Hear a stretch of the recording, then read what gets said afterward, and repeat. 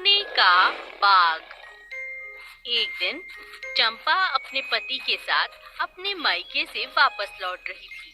कई दिनों बाद उसका पति उसे घर ले जाने के लिए आया था। चलते चलते अंधेरा होने ही वाला था कि चंपा के पति ने उससे कहा, अरे चंपा, अंधेरा होने ही वाला है। अभी घर बहुत दूर है। आज तो कोई गाड़ी भी नहीं दिखाई दे रही। क्यों ना हम जंगल के रास्ते से चलें? हम घर जल्दी पहुंच जाएंगे इस तरह। अपने पति की बात पर चंपा कहती है, हाँ हाँ क्यों नहीं, इतने दिन हो गए, घर जाने का तो मन ऐसा हो रहा है कि जितना जल्दी पहुंचकर आराम कर लूं उतना अच्छा है। आप जैसा कहते हैं वही ठीक है। दोनों पति पत्नी जंगल के छोटे रास्ते से अपने गांव की तरफ चल पड़े।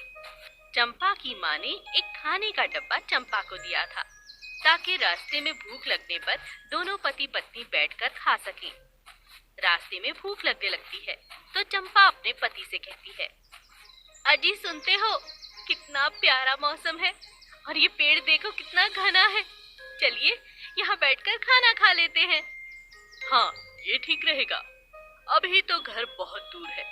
दोनों पति पत्नी पेड़ के नीचे बैठकर खाना खाना शुरू ही करने वाले थे कि अचानक एक साधु उन्हें दिखाई पड़ा। साधु ने उन्हें देखकर कहा, भिक्षाम देहि, भिक्षाम देहि।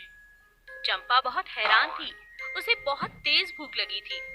बाबा, क्या आप ये खाना खाओगे? मेरी माँ ने बड़े चाव से बनाकर भेजा है और ये देखो, ये लड्डू भी है। भिक्षाम देहि। साधु बड़ी खुशी के साथ वो भोजन ग्रहण करता है और चंपा को आशीर्वाद देता है। बेटी, तुम कहाँ जा रही हो? मैं अपने घर जा रही हूँ।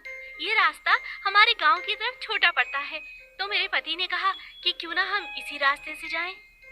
ये तुमने अच्छा निर्णय नहीं लिया।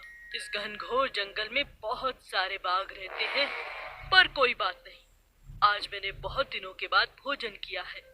यहाँ कोई इंसान आता जाता नहीं, इसीलिए बिना भिक्षा के मैं खा नहीं सकता। तो आज मैं तुम्हें वरदान देता हूँ, अगर तुमने अपने दुपट्टे से किसी भी बाघ को छुआ तो वो सोने में बदल जाएगा और तुम्हारा नुकसान नहीं कर पाएगा। चंपा और उसका पति साधु को प्रणाम करते हैं और अपने घर की तरफ चल देते हैं। अचानक जैसे ही वो गांव पहुंचने वाले थे, एक बाघ उनके सामने आ जाता है और बाघ चंपा के पति पर हमला कर देता है। चंपा घबरा जाती है, लेकिन तभी उसे साधु की कही हुई बात याद आ जाती है। तुरंत वो अपना दुपट्टा बाघ को लगाती है। बाघ जिस हालत में भी था वो तुरंत सोने में बदल जाता है। अरे शुक्र है साधु बाबा ने ये चमत्कार, ये जादू जो मुझे दे दिया, उससे तुम्हारी जान बच गई। तुम ठीक तो हो ना? हाँ हाँ चंपा, मैं बिल्कुल ठीक हूँ।